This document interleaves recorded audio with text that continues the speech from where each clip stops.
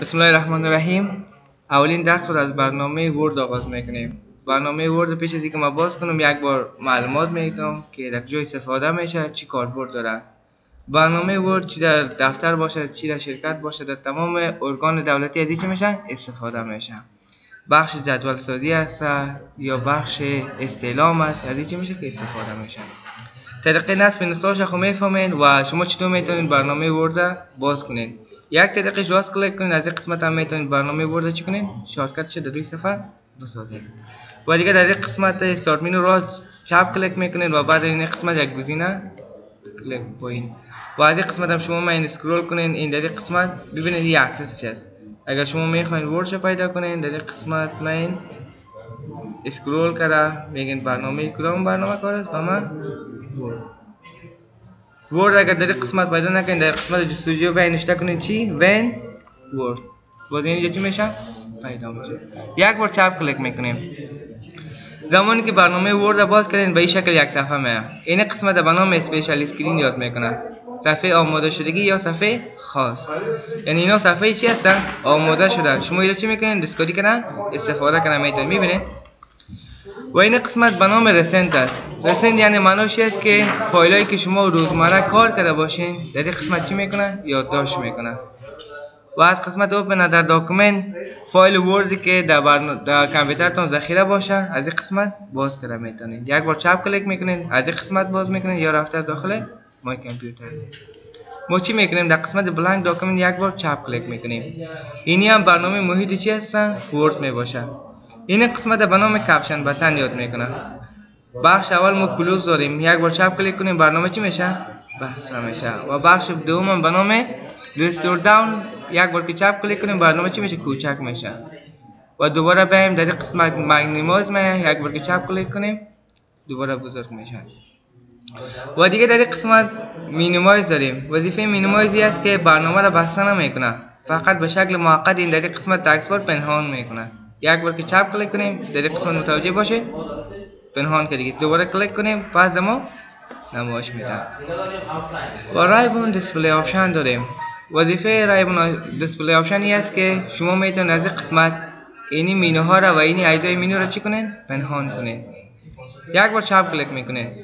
بخش اول اوتو هاید رایبون دارین. وقتی کلیک کنین متوجه باشین هم مینو پنهان شد و هم اجزای مینو. اگر کسی را نفهمه چی میکنه برنامه را بسته میکنه کلوز میکنه. دوباره من از این قسمت استارت منو نوشته میکنه وین ورد اینجا باز میشه. یک بار چپ کلیک میکنه دوباره صفحه خالی را میگیره. بازم با موش ادرس میبینید. اگر کسی یاد نداشته باشه مجبور است را انستال کنه دوباره چی کنه اینستالش کنه. اما شما این قسمت چی دارین رایبون دیسپلی آپشن. گزینه دوم که انتخاب کنین شو تاب به انگلیسی مینو را به نام تاب میگه. تنها را چی میکنه اما مینوهاش نمایش میده. یک بار چپ کلیک میکنین به این شکل مینوها رو نمایش میده و اما اجزای مینو را فعلا نمایش نمیکنه نشان نمیده. اگر شو تاب این کامند بگیم هم مینو را نمایش میده و هم اجزای مینو را. یک بار کلیک کنیم به این شکل نمایش میده. و این قسمت به نام تایتل بار یاد میکنه. هدف تایتل بار چی میباشه؟ مثال میگیم در این قسمت نوشته میکنیم مساوی آرندی قوس باز قوس بسته. فعلا تایتل بار ما به نام داکومنت چی است یک میباشه. شما میگین مثال در قسمت چی میکنین ذخیره میکنین. مثال میگیم در روی صفحه به نام چی باشه، مثال میگیم به نام خان باشه. وقتی که سیو گفتین تایتل بار ما به نام چی میشه خان میشه. هدف تایتل بار رو فهمیدین. با این قسمت به نام کویک اکسس یاد میکنه. یعنی در قسمت فایل شما نیو سیو از چیزایی که دارین از این قسمت میتونین یک بار بین تیک مارک بانین شارتکت در این قسمت هم اضافه میشه. هر کدام اینا را به نام یک مینو یاد میکنه و از قسمت فایل تا قسمت وی را به نام مینو بار یاد میکنه. هر کدامش دانه چی مینو یاد میکنه و تمامش به نام مینو بار یاد میکنه. و اینی مینو است و اینا چی هستن اجزای مینو میباشه. مثال اینی انسرت مینو است و اینا اجزای مینو میباشه. و این قسمت که پایین بالا میکنه به نام اسکرول یاد میکنه. صحیح به این شکل. و امروز درس ما قسمت شروع میشه از قسمت فایل یا اینفو.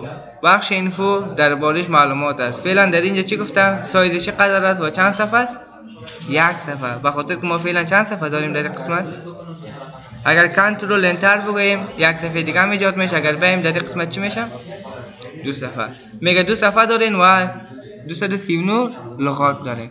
این مکمل درباره مو داکیومنت صفحه ما چی هستن؟ معلومات می باشه.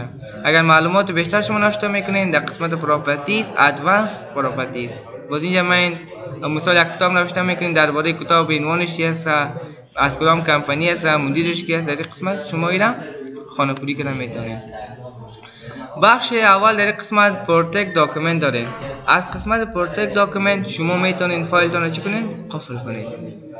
چندین گزینه می باشه. میبینین گزینه اول به شکل مارک از فاینال، یعنی به شکل موقت قفل میکنه. قفل میکنه کسی تغییرات آورده نمیتونه، اما میتونه پس دوباره رو چی کنه؟ بازش کنه.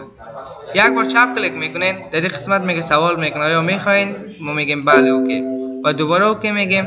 اینال بعد از این متوجه باشین در قسمت بالا اسکرول میکنیم. کسی چی نمیتونه؟ زمان نمیتونه. گفتم که در این قسمت به شکل موقت است. ادیت انیویر کلیک کنه باز میتونه چی کنه؟ تغییرات بیاره. این قفل به شکل چی بود؟ موقتی بود دیگه، یعنی هر کس میتونه سوره بازش کنه. انکریپت ویت پاسورد یعنی قسم پاسورد بده بدون از خودم کسی دیگه نتونه چی کنه؟ بازش کنه. یک بار چپ کلیک میکنه میگیم 1 2 باشه، اینا اوکی میگن. یک بار دیگه هم پاسورد چی میکنین؟ تکرار میکنین میگن 1 2. وقت اوکی گفتین اینال بعد از این متوجه باشین این زمان چی نشده؟ قفل نشده. زمان قفل میشه که شما یک بار بیاین چی بگین؟ سیو. به خاطر که تا قفل در خود چی کنه؟ این ذخیره کنه. وقتی که سیو گفتین یک بار کلوز بگین دوباره بیاین از این قسمت که بازش کنین به این شکل از ما قفل میخواد. اگر قفلش غلط درج کنیم اوکی بگیم با ما به این شکل چی نمیشه؟ باز نمیشه. باز شما چطور میتونید بازش کنین؟ رمز اصلی را درج میکنین اوکی میگین به این شکل باز میشه. و یا شما میخواین رمزش تغییر بدین دوباره من در قسمت انکریپت پاسورد رمزش اگر میخواین تغییر بدین پاسورد را پاک میکنین دیگه پاسورد درج میکنین به این شکل پاک رمزش چی میشه؟ تغییر میکنه. اگر میخواین پاسوردش از بین ببرین پاسورد را پاک میکنین اوکی میگین یک بار چی میگین؟ سیو. متوجه باشین زمانی که شما پاسورد هم میتین یک بار سیو میگین، زمانی که پاسورد از بین هم میبرین سیو میگین. و دیگه بخش بعدی ما رستریک ادیتینگ داریم که از این قسمت شما چیکار کردن میتونین. یک بار چپ کلیک کردن میکنین شما از این قسمت میگین نو که قفل میکنیم کسی متن ما را دیدن نمیتونه. اینال ما قسم قفل میکنیم میگیم متن ما را ببینه اما تغییرات آورده نتونه به این شکل. شما در این قسمت لیمیت هم تیک مارش میبینین و این قسمت الاو و بعدا من در قسمت پایین رستریک چرا قفل نمیتیم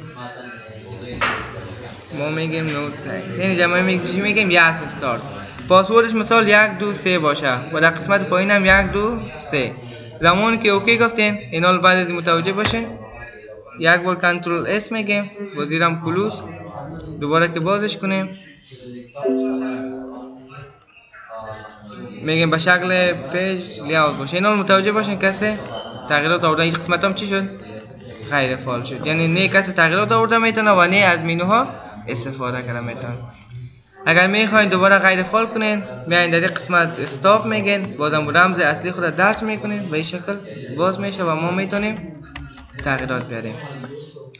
و یا دوباره در قسمت فایل میدین اگر میخواین رمزش تغییر بدین یا میخواین از بین ببرین ایران فقط یک بار که باز کنین سیو میگین چی میشه؟ از بین میره. و بخش اینفو ما در این قسمت دو گزینه بخش اینترنتی داریم. از این قسمت بخش مو امضا رو ساخته میتونین و از این قسمت هم بخش مو امضایش هست یا بخش دیگه هست که از اینجا زمانی که اینترنت باشه اینا کار میتن. و بخش بعدی اینسپکت داکیومنت دارین. از قسمت اینسپکت داکیومنت شما میتونین فایلتون رو چک کنین. مثلا چه قسم میگیم مثال در اینجا در قسمت بالا دوبار چپ کلیک میکنیم در چی میتیم؟ پیج نمبر میتیم. زمانی که پیج نمبر دارین و یک قسمت متن تو این قسمت چی میکنیم شما؟ انتخاب میکنین. متن که انتخاب کردین این از این قسمت این چی میگن؟ هاید، یعنی متن ما میخوایم چی کنیم؟ پنهان کنیم. شما به این شکل یک فایل میبینین میخواین چک کنین آیا کسی متن پنهان کرده یا نکرده، یعنی کدام تغییرات آورده نه آورده. باز شما در قسمت چی میدین؟ اینسپکت داکیومنت و از این قسمت هم چی میگیم؟ یس اینال چک کو کسی متن پنهان کرده یا نه. وقتی که اینسپکت بگیم در حال چک است. وقتی که چک در این قسمت چی میگم؟ میبینین در این قسمت هم گفته هیدر یعنی چی داره میگه؟ 1 2 3 داره به این شکل. و دیگه چی گفتم؟ هایدن تکست تکست هم چی کرده بوده؟ پنهان کرده بوده.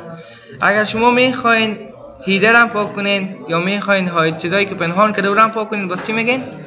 ریموو آل. و فعلا اینجا یک می باشه. اگر هیدر هم میخواین پاک کنین ریموو بگین و کلوز بگین. به این شکل این حال چیزی که ما هایت هم کرده بودیم پنهان از بین رفت و چیزی که پیج نمبر داده بودیم و هم از بین رفت. و بخش بعدی چک اکسیبیلیتی هست. از این قسمت ما چک میکنیم که مثلا اگر اینترنت داشته باشیم یک قسمت لغت انتخاب کنیم، در قسمت درباره‌اش ما چی میکنه؟ معلومات میده. یا بخش بعدی در قسمت چک کامپلیتی دارین. از این ما چک میکنیم میگیم اینمی ورد 2016 ورد 2000 چند میشناسه، مثلا 2007 2010 ای چی میکنه؟ آشنایی میشناسه فایلایش.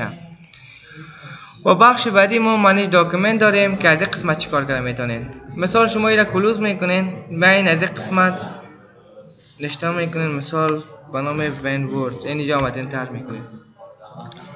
ایرام کلوز میگیم، دوباره صفحه میگیریم، میگیم مساوی آرینتی قوس بسه. شما به این شکل یک چیز نوشته کردین، بیتریتون مثلا کامپیوترتون بیتریش خراب است یا که برق میره به اون شکل یا گل شده میبانه، این از ذخیره نمیکنین، از پیشتون چی میشه؟ کلوز میشه به این شکل. این حال شما چطور میتونین چیزی که ذخیره نکرده باشین از پیشتون بسته شده باشه چطور پس دوباره بیارین؟ باز میرین در قسمت ورد یک بار چپ کلیک کرده باز میکنین و بعدا در قسمت فایل میرین اینفو، اینجا به نام چی داریم ما؟ منیج داکیومنت. در قسمت ریکاور کلیک کنیم، این در این قسمت ذخیره کرده است. میبینید هدفش چی است که زمان که ما یک موضوع را تایپ کرده باشیم ذخیره نکرده باشیم کلوز شده باشه، در این قسمت چی میکنه؟ ذخیره میکنه. اگر میخواین استفاده کنین اوپن میگین، به این شکل چی میکنه؟ بازش میکنه و شما میتونید نیره دوباره ذخیره کنین. و بخش بعدی ما در این قسمت سیو هم داریم. اگر از اینجا هم سیو میکنین یا دوباره قسمت کلوز میگیم، میایم از اینجا برنامه ورد باز میکنیم،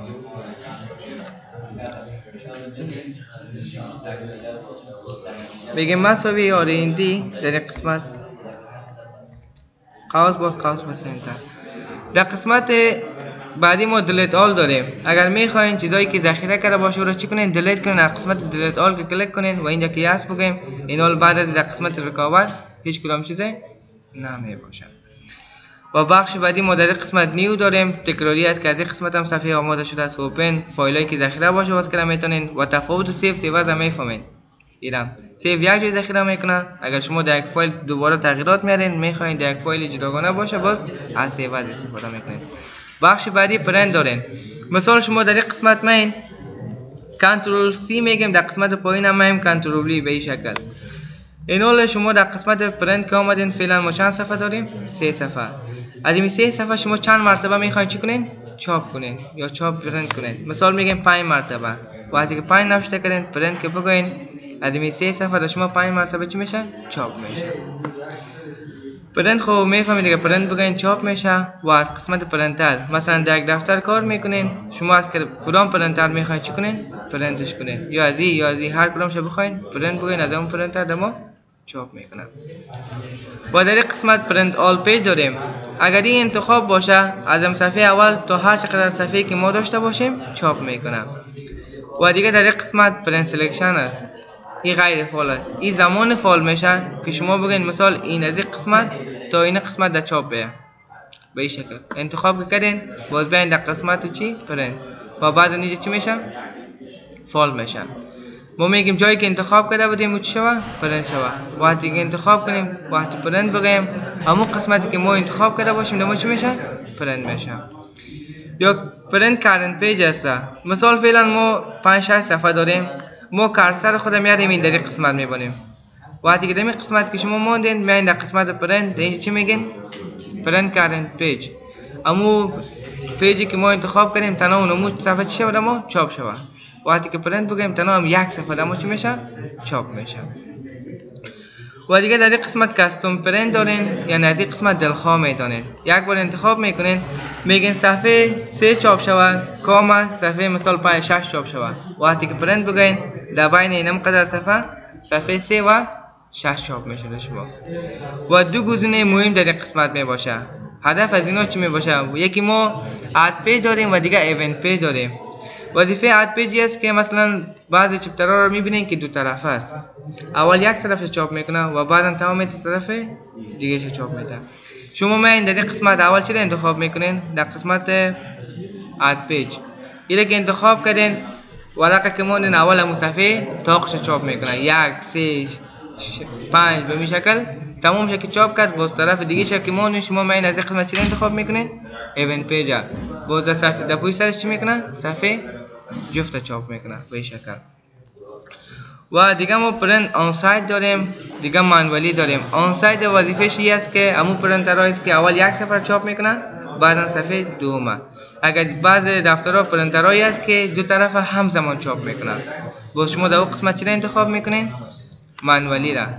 مانولی را که انتخاب کنین ورق که موندین دو طرف همزمان دو چی میکنه؟ چاپش میکنه. کلتت کلتت انتخاب باشه 1000 صفحه یک دانه چاپ میشه. کلتت که انتخاب باشه 1000 صفحه دمو 3 دانه چاپ میشه. صفحه تان به شکل پورتریت باشه، لندسکیپ باشه، به شکل افقی باشه یا عمودی باشه، A4 باشه، A3 باشه، از این قسمت انتخاب کرده میتونید. و مارجینز هم چی را میگه؟ حاشیه صفحه را میگه، یعنی فاصله متن ما از 4 اطراف چقدر باشه. اینجا اینا آماده شدگی است. فعلا 1 سانتی متر می باشه. ما از این قسمت میتونیم مثال میگیم به این شکل باشه. میبینید فاصله چی شد؟ کمتر. و از قسمت کاستوم مارجینز دلخواه ما میتونیم. بازی در قسمت پیستاب که رسیدین اینجا میخوانیم مکمل. و دیگه در این قسمت بخش بعدی ما داریم وان پیج پروشیت داریم، یعنی وظیفه ای چی می باشه. مثلا ما فعلا 4 صفحه داریم، میگیم 4 صفحه چی شود؟ موضوعاتش در یک صفحه چاپ شود. شما وقتی که انتخاب کردین پرنت که بگین یعنی 4 صفحه موضوعاتش دمو در یک صفحه چاپ میشه. یا مثلا شما در یک دفتر کار میکنین 2 استعلام است، رئیس دفتر در شما میگه 2 استعلام 2 صفحه است، همین در یک ورق چاپ بود یک صفحه. با شما من از قسمت چی میگن؟ 2 پیج پروشیت. بازم 2 استعلام در شما در یک صفحه چاپ میکنه.